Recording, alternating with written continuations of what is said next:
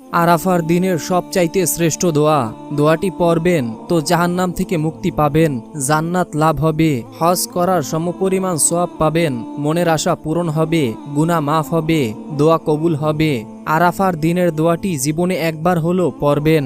আয়েশা রাদিয়াল্লাহু তাআলা আনহা থেকে বর্ণিত, রাসূল সাল্লাল্লাহু আলাইহি ওয়াসাল্লাম বলেন, আরাফার দিনের মতো আর কোনো দিন এত বেশি পরিমাণ জাহান্নাম থেকে মুক্তি দেওয়া হয় না। এই দিনে আল্লাহ দুনিয়ার নিকটবর্তী হন এবং বান্দাদের নিয়ে ফেরেশতাদের কাছে গর্ব করেন। আল্লাহ বলেন, কি চায় তারা? দোয়াটি মনোযোগ সহকারে শুনুন।